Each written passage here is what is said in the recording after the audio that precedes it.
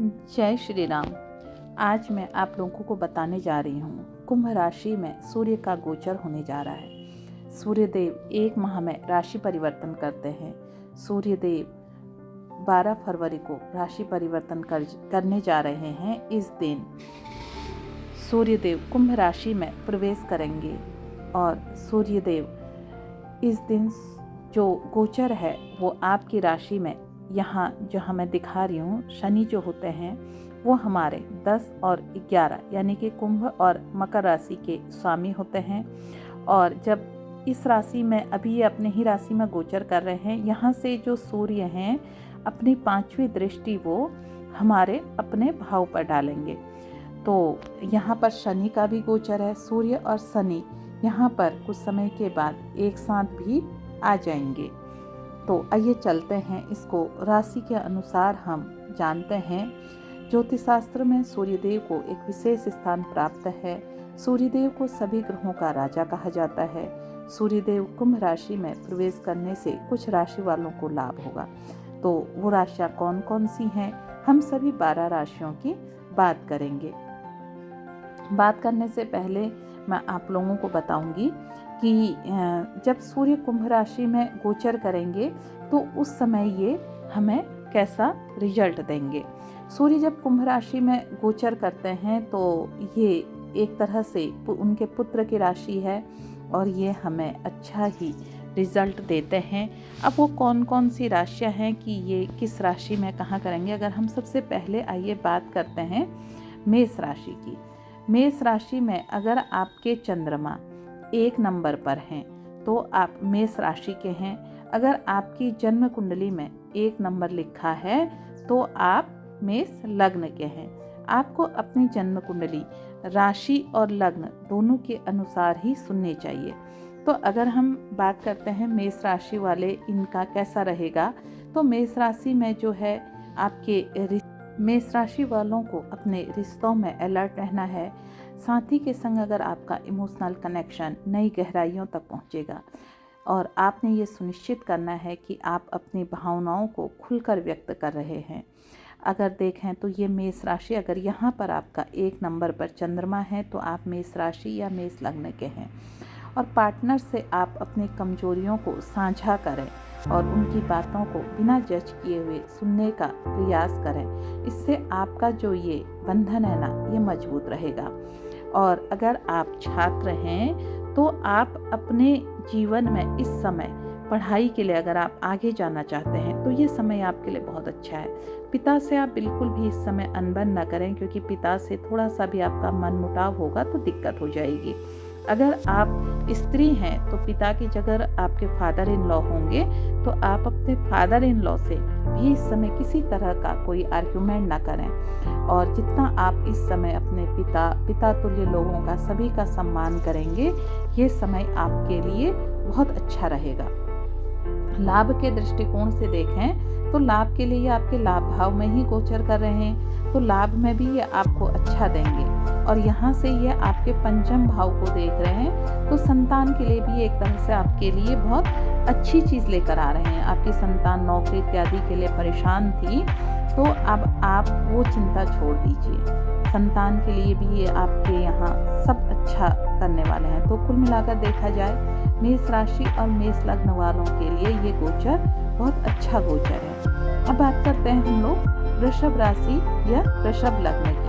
वृषभ राशि में आप अगर अपनी भावनाओं पर संदेह कर सकते हैं, एक अलग दृष्टिकोण से अपने रिश्तों का विश्लेषण कर सकते हैं, अपनी आवश्यकताओं को बेहतर ढंग से बता सकते हैं। अब आप देखिए वृषभ राशि में ये आपके कर्म भाव में गोचर करने जा रहे हैं, यानी कि 10 नंबर पर।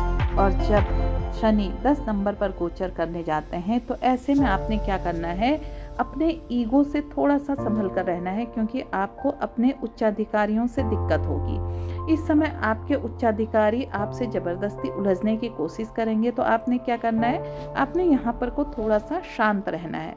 आप जितना शांत रहेंगे विरोधी उतना अपने आप शांत हो जाएंगे। और ये समय आपके लिए कर्म भाव में है तो यहाँ से ये अपनी चौथी दृष्टि कहाँ डाल रहे हैं, चौथी दृष्टि ये आपके चतुर्थ भाव में डाल रहे हैं।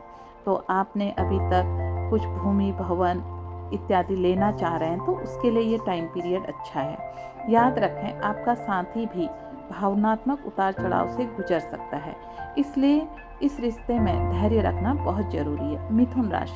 मिथुन राशि आपके ये नवम भाव में गोचर करने जा रहे हैं और मिथुन राशि में यदि आपके साथी के संग अपना रिश्ता मजबूत बनाना चाहते हैं या आइडियल पार्टनर की आप तलाश कर रहे हैं तो यह इच्छा आपकी यहाँ पर पूरी हो सकती है। सप्ताह की शुरुआत अच्छी होगी, साथ में आप खुलकर अपनी बातचीत कह सकेंगे। मिथुन राशि के लिए जो अभी सिंगल हैं और उनके आपस में कोई ऐसा इस तरह का कि वो रिश्ते खोज रहे हैं, प्लस अपना लाइफ पार्टनर ढूंढ रहे हैं, तो यहाँ उनको मिल सकता है। अगर इस समय ये अपने पिता के कहने से भी अपना अरेंज मैरिज कर लें तो इनका रिश्ता बहुत अच्छा चलेगा। तो मिथुन राशि मिथुन लग्न वालों के लिए एक दिलचस्प बात यह है कि जो व्यक्ति आपके संपर्क में आएंगे और बात करने से वो आपसे थोड़ा सा हिचकिचाएंगे। तो अब हम कर्क राशि की अगर बात करते हैं, कर्क राशि में ये जो गोचर करने जा रहे हैं ये आपके छठे भाव में गोचर करने जा रहे हैं। ये वो टाइम पीरियड है जब आप लोगों से मिलने का नया समय आएगा। आपके जीवन का एक नया अध्याय शुरू होने जा रहा है। आपको नए अवसर मिलेंगे काम करने के। आपका मिलनसार और सरल स्वभाव दूसरों को आपकी ओर आकर्षित करेगा, जिससे आपके अच्छे संबंध बनने की संभावनाएं बढ़ेंगी। यदि आप रिलेशनशिप में हैं तो रिश्ते में किसी बात को लेकर आपके साथी के साथ आपकी असहमति भी हो सकती है। तो यहाँ पर आपने थोड़ा सा इस गलतफहमी से बचने के लिए अपनी चीज़ों को ठीक रखना है, उसे समझने की कोशिश करें। इससे आपका जो रिश्ता है ना वो मजबूत बनेगा, और जब रिश्ता मजबूत बनेगा तो यही रिश्ता आगे को आपका वैवाहिक जीवन में जब तब्दील होगा तो ये एक तरह से आपके लिए बहुत अच्छा है। कर्क राशि के जो बच्चे हैं ये समय अगर वो अपना पढ़ने में लगाएं तो उनके लिए ये टाइम पीरियड काफ़ी अच्छा होने जा रहा है, कर्क राशि और कर्क लग्न दोनों के लिए। हम अगर आप सिंह राशि की बात करते हैं तो सिंह राशि वाले और या सिंह लग्न वाले आपकी राशि में ये जो गोचर होने जा रहा है ये अभी मैं आपको दिखाती हूँ कि कहाँ गोचर होगा। उससे पहले आप समझ लें कि आपकी जो लाइफ है वो कैसे है। वो लाइफ आपकी उत्साह और जोश से भरी हुई आप महसूस कर सकते हैं। चाहे आप किसी रिलेशनशिप में हैं या नए प्यार की तलाश कर रहे हैं तो इस रिश्ते में आपको एक नई चमक आएगी। अब एक चीज़ कहना है सिंह राशि या सिंह लग्न वालों से कि ये लोग जब देखो ये है आपका सिंह राशि का सप्तम भाव। सिंह राशि के सप्तम भाव में यहाँ से ये गोचर कर रहे हैं। सिंह राशि वालों को अपने पार्टनर से यानी कि लाइफ पार्टनर भी और आपका बिजनेस पार्टनर भी दोनों से किसी तरह का विवाद नहीं करना है। अगर आप विवाद से बचे रहते हैं तो आपके जीवन में हर चीज़ ठीक हो जाएगी। और यहाँ से ये आपके लग्न पर दृष्टि डाल रहे हैं तो ये आपके ईगो को बढ़ा रहे हैं, और जब ईगो बढ़ता है ना तो कुछ ना कुछ चीज़ें तो होती ही हैं। इसलिए आपने प्रेम पूर्वक ये पूरा गोचर निकालना है और घर में अपने जीवन साथी का ध्यान भी रखना है। चाहे वो पति हो या पत्नी हो, किसी भी चीज़ की आपने अधिकता नहीं करनी है। और हम सिंह राशि में जितनी जल्दीबाजी फैसले न लें। अगर आप जल्दीबाजी से फैसले लेते हैं तो उससे आपके रिश्ते को भी नुकसान पहुंच सकता है। कुल मिलाकर देखा जाए तो इनके लिए ये अच्छा है। बात करते हैं आप कन्या लग्न। कन्या लग्न में ये छठे भाव में गोचर होने जा रहा है।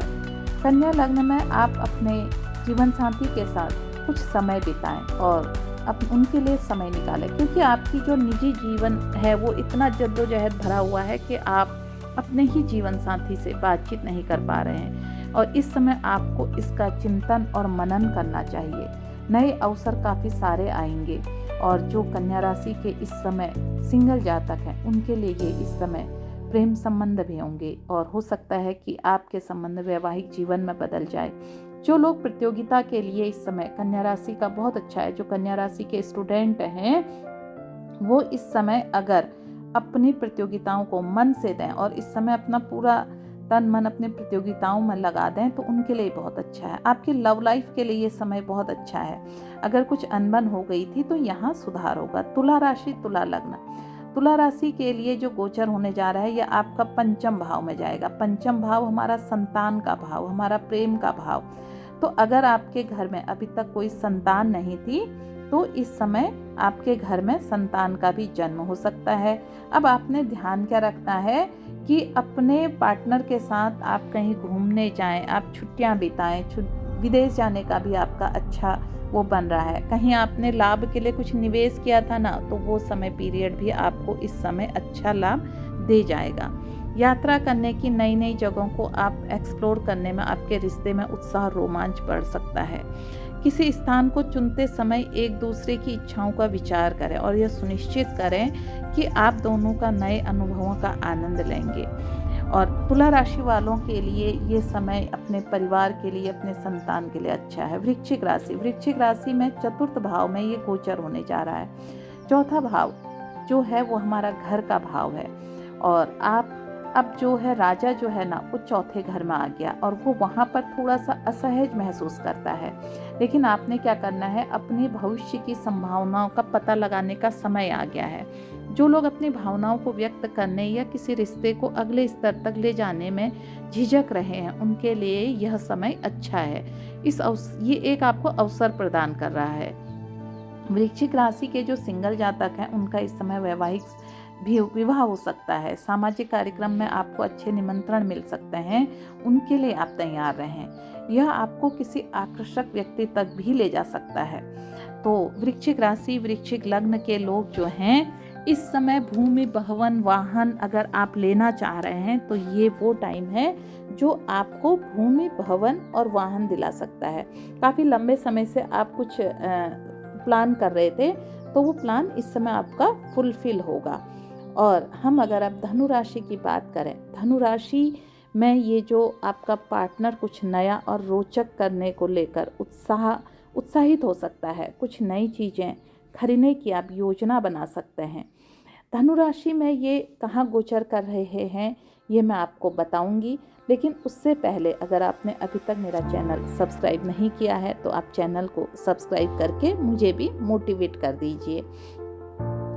तो अब हम इसमें बात करते हैं कि जो धनु राशि है इनका जो भाग्य भाव है वो कहाँ, तीसरे से ये अपने भाग्य भाव को देखेगा। आपके थर्ड हाउस में ये गोचर करने जा रहे हैं। यहाँ से ये जब भाग्य को देखते हैं तो हमारी पूर्व जन्म की चीज़ें भी ये एक्टिवेट कर देते हैं, क्योंकि जो 9th हाउस होता है ना वो हमारे पूर्वजों का भी होता है और वहाँ से हमें उनकी ब्लेसिंग मिलने लग जाती हैं। तो आपने क्या करना है, अपने घर में बड़े बुजुर्गों का आशीर्वाद लेना है और उनके आशीर्वाद से आपकी काफ़ी सारी चीज़ें हल हो जाएंगी।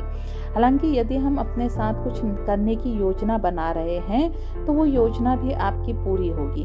अगर आप किसी रिलेशनशिप में हैं तो उस योजना को अपने आप, जो आपका प्रेम है उसके साथ मिलकर भी निभा सकते हैं। अब हम बात करते हैं मकर राशि की। मकर राशि में ये 2nd हाउस में गोचर करने जा रहे हैं। यहाँ से ये आपके 8th हाउस को देखेंगे। तो यहाँ पर अगर आप कुछ रिसर्च कर रहे हैं, कोई चीज़ खोज रहे हैं तो वो चीज़ आपकी पूरी होगी। आप आपकी दिल की इस समय मकर राशि वालों की जो इनकी दिल की ख्वाहिश है ना वो पूरी होगी। आप साहसी हैं, आप मजबूत हैं और खुद पर भरोसा रखें। आपका जब हो सकता है इस समय आपके कोई नए रिश्ते बने, आप वाकपटु हैं और आपकी जो इच्छाएं हैं इस समय आपको हो सकता है कुछ गुप्त धन भी प्राप्त हो। गुप्त धन का मतलब है कोई आपकी पॉलिसी वगैरह हो सकती है, वो हो। आप रिसर्च इत्यादि में जो आपने सोच रखा है अगर उसमें आप मन लगाते हैं तो ये टाइम पीरियड आपके लिए बहुत अच्छा है। पर एक चीज़ से आपने सावधान होना है, कुछ ऐसी चीज़ें ना करें जो अनएथिकल हों। अगर आप वो करते हैं तो इस समय आपको बदनामी भी मिल सकती है। तो इन चीज़ों से आपने बचना है, जो बोना है वही पाना है। तो भविष्य को ध्यान में रखते हुए मकर राशि वालों के लिए जो समय है, ये समय एक तरह से आपके लिए गुप्त योजनाओं का समय है। आप अपनी चीज़ें हैं ना जो, वो किसी को ना बताएं। जब आप किसी को अपनी चीज़ें बताते हैं तो वहाँ से आपके शत्रु भी इस समय पैदा हो जाएंगे और आपको अपनी इस समय कोई जो प्रॉपर्टी है वो प्रॉपर्टी पर कहीं कोई विवाद था तो वो विवाद आपका सुलझ सकता है। इसलिए आपने एक चीज़ का ध्यान रखना है, अनावश्यक आप खुद किसी से न उलझें। जब तक आप इन चीज़ों से बचे रहेंगे तब तक आपकी चीज़ें स्वतः ही हल होती चली जाएंगी। और उसके लिए आपको कुछ नहीं करना है। आप अपने जो रोज़ दैनिक दिनचर्या है वो करें। कुंभ राशि में ये आपकी ही राशि में गोचर करने जा रहे हैं, तो आपकी कुछ अनसुलझी चीज़ें हैं, वो आपको जो अभी तक परेशान कर रही थी, वो परेशानियां आपकी ठीक हो जाएंगी। आपके जीवन में इस समय स्थिरता आएगी और आपकी जो इच्छा है, वो नई संभावनाओं को तलाश रही हैं, तो वो पूरी होंगी। खुद को आप फंसा हुआ महसूस कर रहे हैं, लेकिन आप फंसे हुए नहीं हैं, बाहर निकल जाएंगे। और जब ये सब चीज़ें होंगी तो आपको एक अच्छी और मजबूती मिल जाएगी। अपनी भावनाओं को अपने साथी के प्रति ईमानदार रखें। आपका मन कहीं से भी भटकता है तो वो चीज़ें आपकी ठीक होने को हैं। आप वैसे आपका अब जो है 7.5 का जो आपका फेस है वो लगभग निकलने वाला है, और आपकी राशि में इस समय शनि भी हैं, तो आपकी जो लग्न में है तो कई सारे कार्यों में बाधा आ रही है, तो वो बाधा भी आपकी दूर हो जाएगी। और जब ये बाधा दूर होगी तो आपको कई सारी समस्याओं से निजात भी मिलेगी। कुल मिलाकर देखा जाए तो कुंभ राशि और कुंभ लग्न के जो लोग हैं, उनके लिए जो सूर्य का गोचर है ना, ये आपके लिए बहुत अच्छा है, और आप इसको और अच्छा बना सकते हैं सूर्य की आराधना करके। और आपकी राशि में सूर्य शनि एक साथ आपके लग्न में ही है, तो थोड़ा सा ये आपके कामों को भी डिले करेंगे। और जब कामों को डिले करेंगे तो उसके लिए आपने क्या करना है, आप प्रतिदिन पीपल के वृक्ष में आप जाकर शनिवार के शनिवार वहाँ पर दिया जलाएं। अगर सूर्य अस्त होने से पहले चले जाते हैं तो जल भी दें। मीन राशि की अगर हम बात करेंगे तो मीन राशि में ये कहाँ गोचर होने जा रहा है, उसकी भी मैं आपको अभी बात बताती हूँ कि मीन राशि में ये किस भाव के स्वामी होते हैं और ये कहाँ गोचर कर रहे हैं। मीन राशि इस समय जो है ना, वो 7.5 के फर्स्ट फेज से है। अब जब अभी शनि ही आपकी राशि में आ जाएंगे और अभी जो ये वो करेंगे, अपना नक्षत्र परिवर्तन करेंगे, सदभिषा नक्षत्र में आ जाएंगे, तो आपको थोड़ा सा सावधान होने की ज़रूरत है।